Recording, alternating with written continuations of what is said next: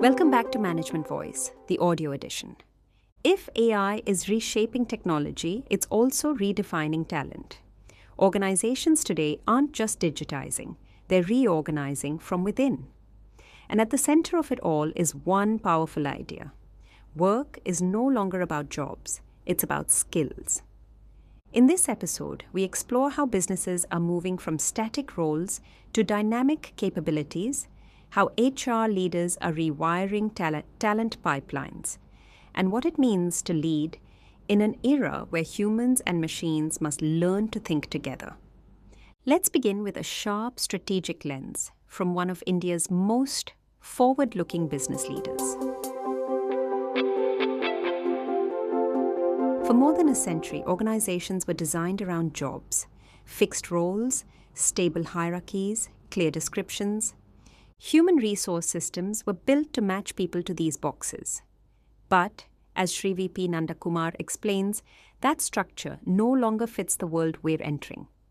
In a digital enterprise powered by AI, the speed of change has outpaced job descriptions. Tasks once central to roles, data entry, analysis, basic decision-making are now automated. Meanwhile, entirely new skills emerge. Prompt engineering, AI supervision, cross-functional problem-solving, ethical tech governance. The result? A growing mismatch between what organizations need and what their roles are designed to deliver. Mr. Nandakumar presents a compelling alternative, the skills architecture. Rather than asking, what job should this person fill? The question becomes, what skills do they have? And how can those skills be deployed? This means breaking work down into modular tasks and capabilities, then assembling teams not around job titles but skill sets.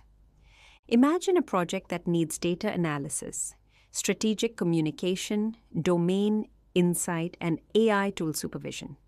You build the team around those needs, drawing people from across the organization. It's agile, efficient, and deeply human-centered. At the heart of this shift is technology.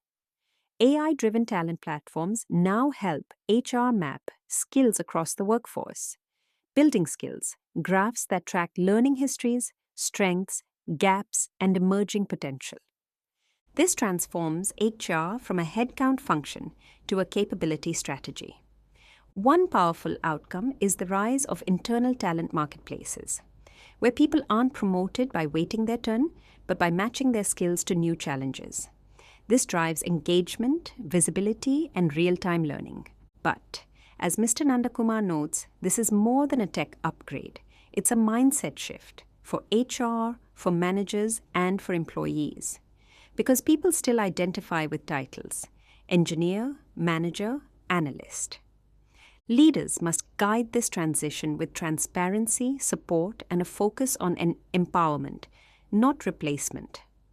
The future, he writes, won't be structured like a pyramid of roles. It will look more like an ecosystem of skills, responsive, evolving, and resilient. Organizations that succeed will be those that can identify, grow, and mobilize their human capabilities. Not once every appraisal cycle, but continuously, in rhythm with change. As workplaces evolve and AI accelerates transformation, George Oommen, unit head of Kerala plants at Apollo Tyres Limited, turns our attention inward to the foundations that truly sustain an organization, its workforce DNA. He explains that this DNA isn't about policies or processes. It's about the systems of learning, trust, and leadership that define how people grow. At Apollo Tyres, this has meant rethinking every stage of the employee journey. It begins with how talent is identified.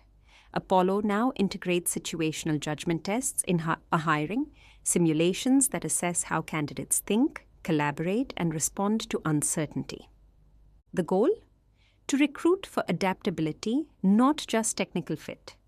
Once inside, learning is no longer a once-a-year exercise. Through digital platforms like Percipio and Ava, employees gain access to personalized, role-specific learning at every level, from plant floor operations to behavioral and leadership development. But Mr. Oommen is clear: skill building alone isn't enough. Apollo backs this up with structured succession planning, leadership development tracks, and the 9-box talent grid, ensuring that high-potential employees are identified early and supported throughout their careers. What stands out is Apollo's approach to labor trust and flexibility. In an industry where unions often resist change, Apollo has built a culture of partnership, co-creating cross-functional roles that enhance agility without sacrificing dignity. This alignment between leadership and the workforce has led to gains in productivity, not through pressure, but through shared commitment. Well-being, too, is embedded in the culture.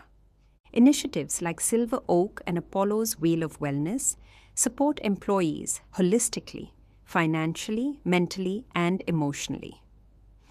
George Oommen closes with a simple insight. In a world obsessed with disruption, resilience comes not just from systems, but from the way an organization supports its people. The best-run companies, he writes, are not just digitally ready, they are human-ready. Because when the workforce feels valued, empowered, and heard, performance becomes more than an output. It becomes a shared journey.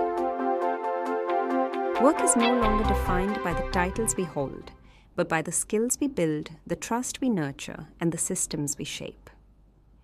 In this episode, the articles reframed how we think about talent, not as fixed roles, but as evolving capabilities. They also showed us what it takes to build a workforce culture that learns, adapts, and leads from within. Together, they remind us that the future of work isn't just fast, it's fluid, and that thriving in it isn't just about knowing what to do, it's about knowing how to keep growing. You've been listening to Management Voice, the audio edition, brought to you by ESAF, Small Finance Bank, KP Nambudris, Leo Group, Elite Mission Hospital, Hycon India Limited, and Aquastar.